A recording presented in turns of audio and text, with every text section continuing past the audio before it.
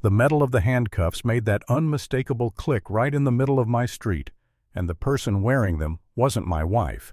It was the HOA president, Brenda Whitman, still trying to scream orders like she owned the air. And the wild part is, it all started because she saw a holster on my wife's hip and decided she was the hero in her own little suburban action movie. We live in Maplewood Estates, one of those picture-perfect neighborhoods where the grass looks like it gets combed every morning. It's quiet. It's clean. It's the kind of place where people wave with the same hand they use to clutch their coffee like it's a security blanket.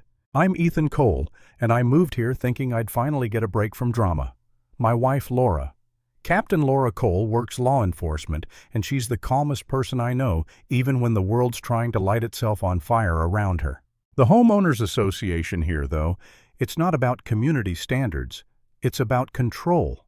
And Brenda Whitman.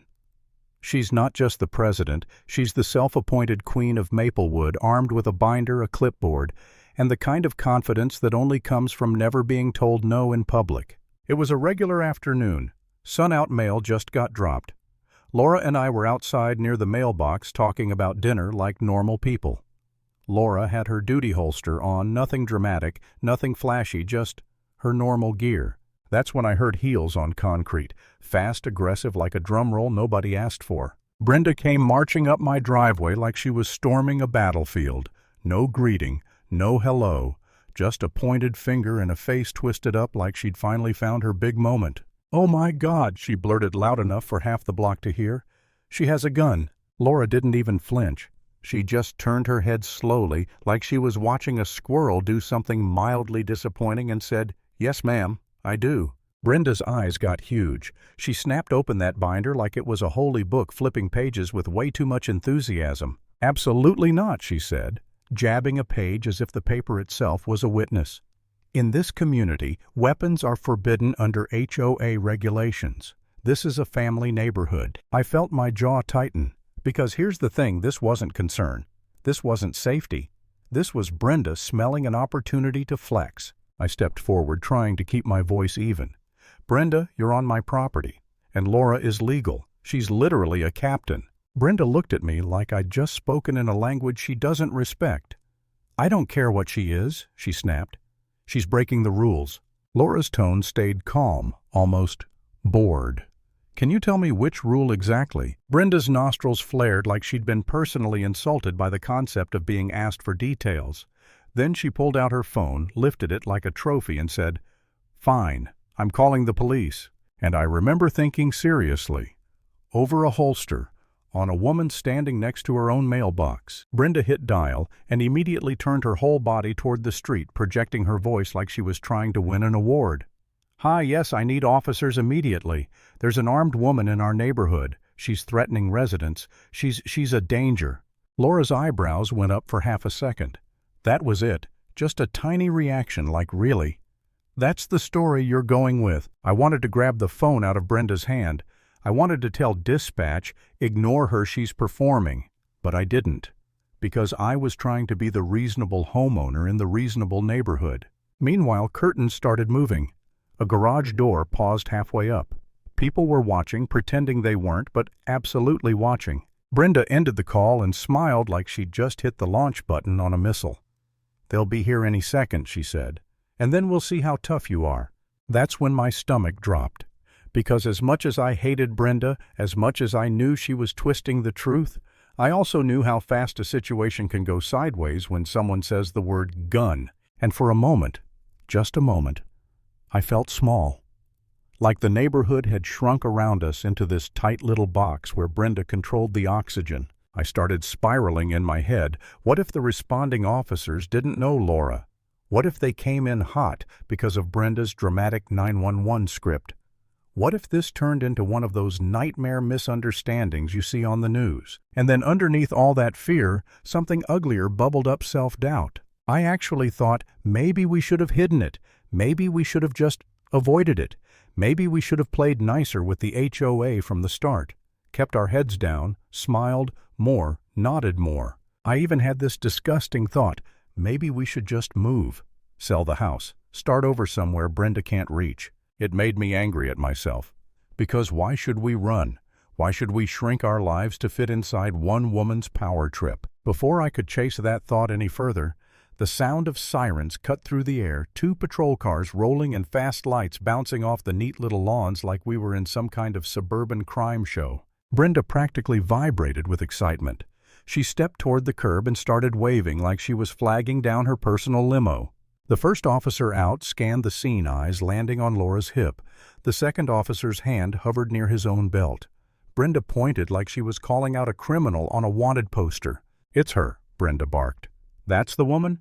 She's armed. She's violating our HOA. She's dangerous." Laura didn't raise her voice. She didn't make sudden moves. She didn't do anything except stand like she'd been trained to stand steady, controlled aware. One of the officers said, "Ma'am, keep your hands visible." Laura nodded. "Of course." Brenda leaned in, whisper shouting to the officers, "You have to arrest her. HOA prohibits weapons. I'm the president. I'm responsible for safety. She's threatening people." I watched the officer's eyes flick to Brenda's binder, then back to Laura, then to me. Like he was trying to figure out why one adult was acting like a hall monitor with a crown. And here's where the moment snapped. Laura reached slowly toward her jacket exactly the way you do when you're trying not to alarm anyone. Brenda sucked in a breath like she was about to witness the takedown of the century. See, Brenda hissed. Laura pulled out a badge. Not a weapon, not a threat. Just a clean, unmistakable badge that caught the sunlight and threw it right back into Brenda's face. Laura held it up and said, calm as a Sunday morning Captain Laura Cole. The entire atmosphere changed so fast it felt like the temperature dropped. The older officer's posture shifted instantly like a switch got flipped. He straightened, nodded, and said, "Captain." The younger officer glanced at the badge, then at Laura's face, and his expression went from tension to, "Oh," like he just realized he'd been handed a very different situation than what dispatch described. Brenda's mouth opened, then closed, then opened again. No sound came out at first, just air and disbelief. But she stammered, "But she's armed." Laura's voice didn't rise, it sharpened. "I'm legally carrying, and I'm standing on my husband's property. What exactly did you tell dispatch, Brenda?" Brenda snapped back into her role, waving that binder again. "It doesn't matter. Our homeowners association rules." The older officer held up a hand. "Ma'am, step back." Brenda ignored him. "You have to enforce it. You're the police. Step back." He repeated slower now, "The way you talk to someone who's about to make their own life worse." Brenda kept pushing. "She's a danger. She threatened residents." And that's when a neighbor, Mr. Donovan, from across the street finally spoke up. Not loud, not dramatic, just tired. "She didn't threaten anybody," he said. Brenda just freaked out. That simple sentence hit harder than any yelling could have. The older officer turned to Brenda. "Ma'am, did you report that she threatened you?" Brenda blinked fast. She could have. She's carrying a gun." The officer's jaw tightened. "That's not the same thing." I watched him pull out a small notepad. The kind you don't want an officer writing in when you're the one who dialed 911. Laura looked at Brenda with this quiet, almost disappointed expression. "You called the police because you wanted power," she said, "not because you were in danger." Brenda's face reddened. "I am the HOA president. I run this neighborhood." Laura tilted her head slightly. "No, Brenda. You run a committee, that's all." Brenda lunged forward one step like she was about to reclaim control through sheer force of personality. The older officer moved instantly, blocking her path. "That's enough. Turn around." Brenda froze.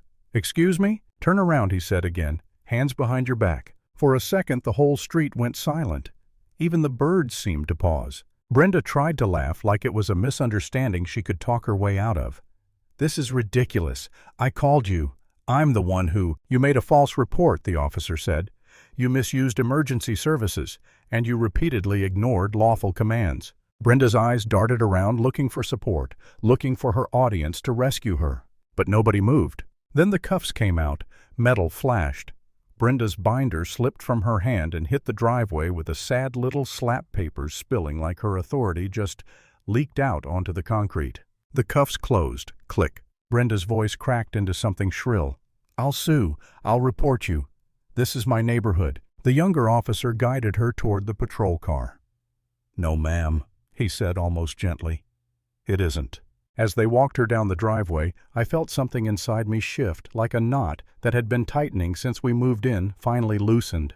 I wasn't helpless anymore. I wasn't the new guy trying to keep the peace.